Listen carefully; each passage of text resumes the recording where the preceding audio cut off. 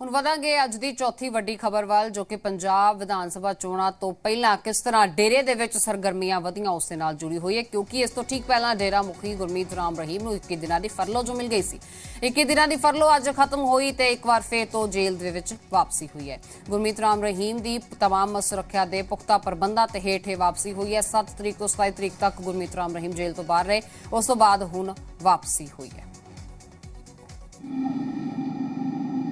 Rohtak Sunaria jail से 21 दिन की फरलो मिलने के बाद गुरमीत राम रहीम को आज दोबारा से रोहतक जेल लाया गया है और सुरक्षा व्यवस्था की अगर बात कर ली जाए तो Z+ सुरक्षा के बीच उनको रोहतक सुनारिया जेल शिफ्ट किया गया है और वहीं हरियाणा पुलिस के तमाम आला अधिकारी यहाँ पर मौजूद थे, सुरक्षा कर्मी यहाँ पर मौजूद थे। हर आने जाने वाले व्यक्ति की यहाँ पर तलाशी ली गई है ताकि कोई अप्रिय घटना न घटे। वहीं फरलो मिलने के बाद हरियाणा में राजनीति भी शुरू हो गई थी, जिसके चलते विपक्ष के नेताओं का कहना था कि पंजाब चुनाव में फायदा लेने के लिए बीजेपी सरकार ने गुरमीत राम रहीम को बाहर निकाला है, लेकिन हरियाणा सरकार के तमाम नेताओं का कहना था कि ये एक नियम के तहत जो है उनको फरलो दी गई थी। कुल मिलाकर अगर बात कर ली जाए तो लगभग 11:50 पर गुरमीत राम रहीम को सुनारिया जेल वापस लाया गया है। अब उसको उसी बैरिक में रखा जाएगा और तमाम जो आगे की प्रक्रिया है वो पूरी की जाएगी। रोहतक से राजू राज की रिपोर्ट। ਇੱਥੇ ਤੇ ਸਾਡੇ ਸਹਿਯੋਗੀ ਸਾਕਸ਼ੀ ਸਾਡੇ ਨਾਲ ਜੁੜ ਚੁੱਕੇ ਨੇ, ਪੂਰੀ ਜਾਣਕਾਰੀ ਉਹਨਾਂ ਤੋਂ ਲਵਾਂਗੇ। ਸਾਕਸ਼ੀ, ਇਸ 21 ਦਿਨ ਦੇ ਫਰਲੋ ਦੌਰਾਨ ਇੱਕ ਵੀ ਤਸਵੀਰ ਦਾ ਸਾਹਮਣੇ ਨਾ ਆਉਣਾ, ਕੋਈ ਪਬਲਿਕ ਅਪੀਅਰੈਂਸ ਨਾ ਹੋਣਾ ਦੱਸਿਆ ਜਾ ਰਿਹਾ ਹੈ। ਗੁਰੂਗ੍ਰਾਮ ਤੋਂ ਲਿਆ ਕੇ ਇੱਕ ਵਾਰ ਫਿਰ ਤੋਂ ਜੇਲ੍ਹ ਵਾਪਸੀ ਕਰ ਦਿੱਤੀ ਗਈ। ਇਹ ਪੂਰਾ 21 ਦਿਨ ਦਾ ਪ੍ਰੋਸੈਸ ਉਹੀ ਸਮਾਂ ਸੀ ਜਦੋਂ ਵੋਟਿੰਗ ਹੋਣੀ ਸੀ। 5 ਸੂਬਿਆਂ ਦੇ ਵਿੱਚ ਵੋਟਿੰਗ ਹੋਈ ਹੈ ਤੇ ਨਾਲ ਹੀ ਹੁਣ ਜਦੋਂ ਵੋਟਿੰਗ ਮੁਕੰਮਲ ਹੋ ਚੁੱਕੀ ਹੈ ਹਰ ਪਾਸੇ ਤਕਰੀਬਨ ਤਾਂ ਫਿਰ ਰਾਮ ਰਹੀਮ ਦੀ ਜੇਲ੍ਹ ਵਾਪਸੀ ਹੋ ਜਾਂਦੀ ਹੈ। ਕਿਸ ਤਰ੍ਹਾਂ ਦੀ ਅੱਜ ਤਸਵੀਰ ਹਰਿਆਣੇ ਦੇ ਵਿੱਚ ਬਣੀ, ਕਿਸ ਤਰ੍ਹਾਂ ਦੇ ਸੁਰੱਖਿਆ ਦੇ ਪ੍ਰਬੰਧ ਕੀਤੇ ਗਏ ਤੇ ਅੱਗੇ ਕਿਸ ਤਰ੍ਹਾਂ ਇਸ ਨੂੰ ਹੋਰ ਜ਼ਿਆਦਾ ਇਨਫਲੂਐਂਸ ਕੀਤਾ ਜਾ ਸਕਦਾ ਹੈ? जी बिल्कुल अमृता, ये पूरा जिहड़ा एपीसोड सीगा 21 दिनां दा, जदों 7 तरीक तो जिहड़ी फरलो सीगी 7 फरवरी तो राम रहीम नूं दित्ती गई सीगी, जिहड़ी कल खत्म हुई है ते अज सवेरे वो दोबारा जेल दे विच पहुंच चुके ने। लगभग 10:15 बजे KMP जिहड़ा कुंडली मानेसर पलवल एक्सप्रैस वे ओदे राही लगभग 10:15 बजे उन्हां दा जिहड़ा काफिला सी वो KMP ते सीगा ते लगभग 12 बजे वो रोहतक दे विच सुनारिया जेल पहुंच चुके सन ते जिहड़ी Z+ सुरक्षा उन्हां नूं दित्ती गई सीगी वो भी इस दौरान जेल तक उन्हां दे नाल ही रही ते पुलिस दा भी जिहड़ी कि सुरक्षा दा काफिला सीगा ओदा ध्यान रखिया गया ते जिवें VVIP प्रोटोकॉल सीगा वो भी पूरी तरह फॉलो किया गया क्योंकि पहला जदों उन्हां नूं फरलो दित्ती गई पंजाब दीआं चोणां दे विच इहनूं लैके भी पंजाब दे विच एक वड्डा मुद्दा जिहड़ा कि सी ओह बनिया क्योंकि कई सारी सीटां सीगियां, लगभग 70 सीटां इहो जिहियां सीगियां जिथे डेरे दा प्रभाव है ते किते ना किते ये आरोप लाए जा रहे सीगे भी सरकार ने राम रहीम नूं फरलो ਜਿਹੜੇ ਰਾਜਨੀਤਿਕ ਸਮੀਕਰਨ ਹੈ ਉਹਨਾਂ ਦੇ ਵਿੱਚ ਬਦਲਾਅ ਦੇ ਲਈ ਕੀਤੀ ਹੈ ਤੇ ਇਸ ਪੂਰੇ ਐਪੀਸੋਡ ਨੂੰ ਲੈ ਕੇ ਹਾਈ ਕੋਰਟ ਦੇ ਵਿੱਚ ਵੀ ਇੱਕ ਪਟੀਸ਼ਨ ਦਾਖਲ ਕੀਤੀ ਗਈ। ਹਾਲਾਂਕਿ ਉਸ ਪਟੀਸ਼ਨ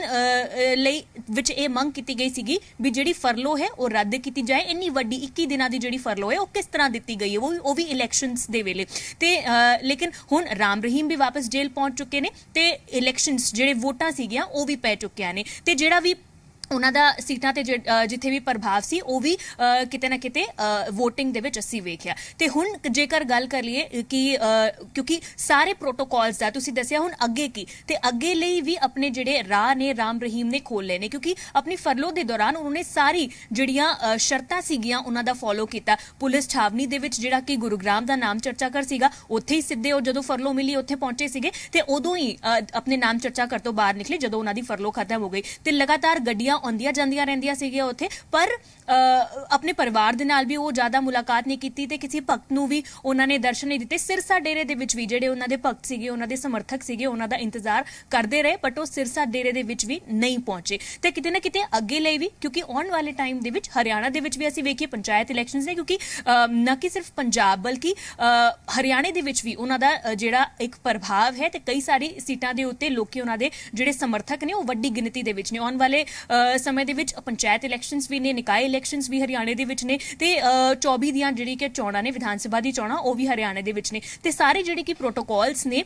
ਇੱਕ ਅੱਛੇ ਕੈਦੀ ਦੀ ਤਰ੍ਹਾਂ ਉਹਨਾਂ ਨੇ ਫੋਲੋ ਕੀਤੇ ਤੇ ਅੱਗੇ ਲਈ ਵੀ ਜਿਹੜੀ ਫਰਲੋ ਮਿਲਣ ਦੀ ਆਪਣੀਆਂ ਰਾਵਾਂ ਨੂੰ ਕਿਤੇ ਨਾ ਕਿਤੇ ਰਾਮ ਰਹੀਮ ਨੇ ਇਸ ਫਰਲੋ ਦੇ ਬਾਅਦ ਆਸਾਨ ਵੀ ਕਰ ਲਿਆ ਹੈ ਤੇ ਇਹ ਵੀ ਸਾਨੂੰ ਦੱਸਿਆ ਜਾ ਰਿਹਾ ਹੈ ਵੀ ਕੱਲ ਰਾਤੀ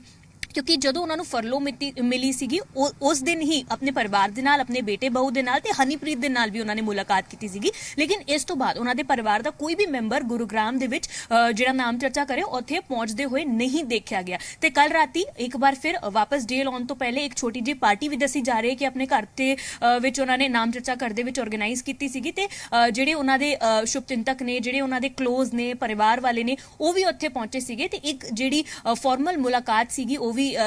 ਉਹਨਾਂ ਦੇ ਨਾਲ ਕੀਤੀ। ਤੇ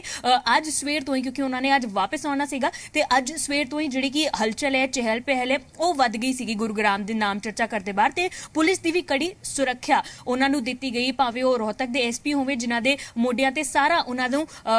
ਗੁਰੂਗ੍ਰਾਮ ਤੋਂ ਰੋਹਤਕ ਸੁਨਾਰੀਆ ਜੇਲ੍ਹ ਦੇ ਵਿੱਚ ਲੈ ਕੇ ਆਉਣ ਦਾ, ਸਿਕਿਉਰਿਟੀ ਦਾ ਇੰਤਜ਼ਾਮ ਕਰਨ ਦਾ ਭਾਰ ਸੀਗਾ। ਤੇ ਉਹ ਵੀ ਪੂਰੀ ਮੁਸਤੈਦੀ ਨਾਲ ਨਜ਼ਰ ਸਾਰੇ ਐਪੀਸੋਡ ਦੇ ਉੱਤੇ, ਪੂਰੇ ਉਹਨਾਂ ਦੇ ਜਿਹੜਾ ਕਿ ਰੂਟ ਸੀਗਾ ਉਹਦੇ ਉੱਤੇ ਬਣਾਏ ਹੋਏ ਸੀਗੇ। ਟੋਲ ਪਲਾਜ਼ਾ ਸੇ ਵੀ ਪਹਿਲੀ ਜਿਹੜੀ ਕਿ ਇਨਫੋਰਮੇਸ਼ਨ ਸੀਗੀ ਉਹ ਦੇ ਦਿੱਤੀ ਗਈ ਸੀ ਤਾਂ ਕਿ ਗੱਡੀਆਂ ਨੂੰ ਟੋਲ ਪਲਾਜ਼ਾ ਤੇ ਰੁਕਣਾ ਨਾ ਪਏ। ਤੇ ਇਸ ਦੇ ਬਾਅਦ ਹੀ ਇੰਟੈਲੀਜੈਂਸ ਜਾਂ ਸੀਆਈਡੀ ਦੀ ਵੀ ਆਪਾਂ ਗੱਲ ਕਰ ਲਈਏ, ਉਹ ਵੀ ਆਪਣੀ ਪੂਰੀ ਨਜ਼ਰ ਇਸ ਪੂਰੇ ਐਪੀਸੋਡ ਤੇ ਬਣਾਏ ਹੋਏ ਸੀਗੇ, ਕਿਉਂਕਿ ਹਾਈ ਕੋਰਟ ਦੇ ਵਿੱਚ ਸਰਕਾਰ, ਹਰਿਆਣਾ ਸਰਕਾਰ ਇਹ ਵੀ ਕਹਿ ਚੁੱਕੀ, ਕਿਉਂਕਿ ਜਦੋਂ ਉਹਨਾਂ ਨੂੰ Z+ ਸਿਕਿਉਰਿਟੀ ਦਿੱਤੀ ਗਈ ਸੀਗੀ ਉਦੋਂ ਦੂਜੀ ਵਾਰ ਪੰਜਾਬ ਦੇ ਵਿੱਚ ਇਹ ਮੁੱਦਾ ਜਿਹੜਾ ਸੀਗਾ ਉਹ ਗਰਮਾਇਆ ਸੀਗਾ ਤੇ ਰਾਜਨੀਤਿਕ ਰੰਗ ਉਹਨਾਂ ਨੂੰ ਇਸ ਨੂੰ ਗੱਲ ਨੂੰ ਦਿੱਤਾ ਜਾ ਰਿਹਾ ਸੀਗਾ ਵੀ ਕਿਉਂ ਇੱਕ ਕੈਦੀ ਨੂੰ, ਇੱਕ ਅਪਰਾਧੀ ਨੂੰ Z+ ਸਿਕਿਉਰਿਟੀ ਸਰਕਾਰ ਦੇ ਵੱਲੋਂ ਦਿੱਤੀ ਜਾ ਰਹੀ ਹੈ। ਇਸ ਦੇ ਉੱਤੇ ਹਰਿਆਣਾ ਸਰਕਾਰ ਨੇ ਵੀ ਆਪਣਾ ਸਟੈਂਡ ਪੂਰੀ ਤਰ੍ਹਾਂ ਕਲੀਅਰ ਕਰ ਦਿੱਤਾ ਸੀਗਾ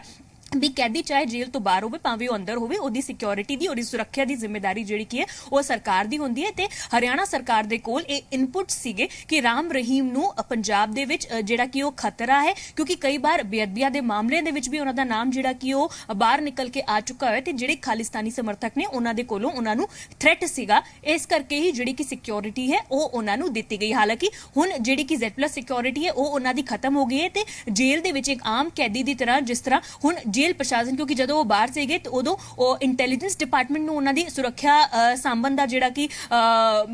ਕੰਮ ਸੀਗਾ ਉਹ ਦਿੱਤਾ ਗਿਆ ਸੀਗਾ। ਤੇ ਹੁਣ ਜਦੋਂ ਇੱਕ ਵਾਰੀ ਉਹ ਜੇਲ੍ਹ ਦੇ ਵਿੱਚ ਵਾਪਸ ਆ ਚੁੱਕੇ ਨੇ ਤੇ ਹੁਣ ਜੇਲ੍ਹ ਪ੍ਰਸ਼ਾਸਨ ਦਾ ਜਿਹੜਾ ਕਿ ਕੰਮ ਹੈ ਉਹ ਉਹਨਾਂ ਨੂੰ ਸਿਕਿਉਰਿਟੀ ਦੇਣ ਦਾ ਹੈ ਤੇ ਹੁਣ ਇੱਕ ਆਮ ਕੈਦੀ ਦੇ ਵਾਂਗੂ ਹੀ ਉਹ ਜੇਲ੍ਹ ਦੇ ਵਿੱਚ ਜਿਹੜਾ ਕਿ ਆਪਣੀ ਸਜ਼ਾ ਹੈ ਉਹ ਵੀ ਪੂਰੀ ਕਰਨਗੇ। ਜੀ ਬਿਲਕੁਲ ਸਾਕਸ਼ੀ, ਬਹੁਤ ਬਹੁਤ ਸ਼ੁਕਰੀਆ ਇਸ तमाम ਜਾਣਕਾਰੀ ਦੇ ਲਈ, ਪੂਰੇ ਵਿਸਥਾਰ ਦੇ ਨਾਲ ਦੇਣ ਦੇ ਲਈ।